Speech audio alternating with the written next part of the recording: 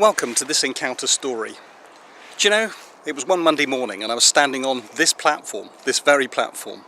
And as I stood here, I was thinking about all the things I had to do for the week. And out of the corner of my eye, I caught sight of a young man. He was sitting in the shelter with his head in his hands and he was groaning to himself.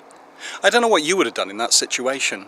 Maybe you'd have passed by on the other side, but for some reason that Monday morning, I went over and I said to him, "Are you okay, mate?"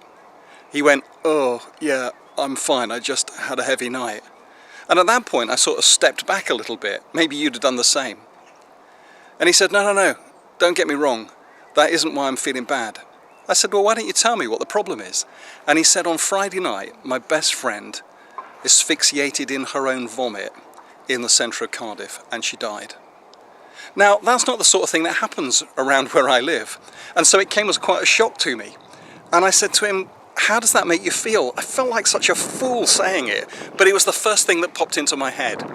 And he said really quickly, "Angry, guilty and sad." So I said to him, "I guess I understand sad, but tell me about angry and guilty."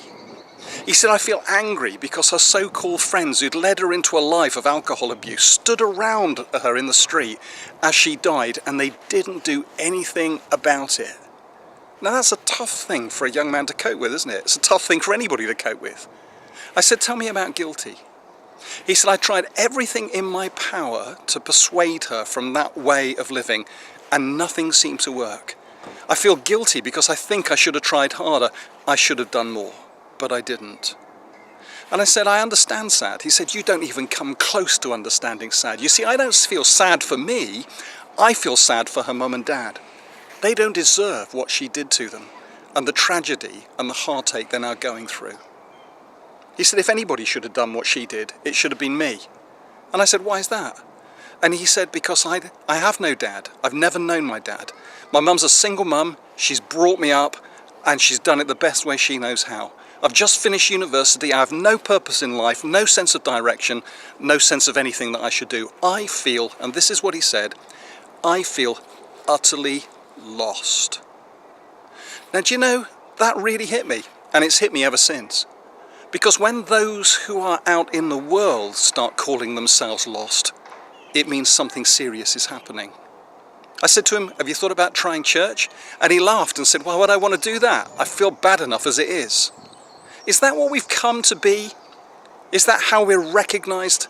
That church is not a place of good news. It's not a place where people find meaning and purpose in life. It's actually a place where we make them feel worse than they actually are. That's my story for the day.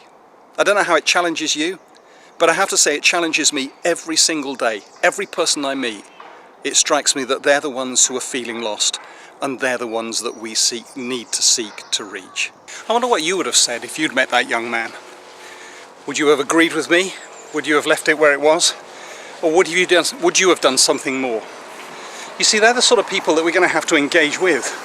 And if we're going to engage with them in any meaningful way, we need to be able to meet them where they are. If you've enjoyed this encounter, then give us a thumbs up. If you fancy sharing it with others and you think they might find it helpful, then please do. But the one thing we'd really like is your comments, your thoughts, your reflections, whether you agree with us or not. Promise to answer every comment that's put up. Please, let's hear from you.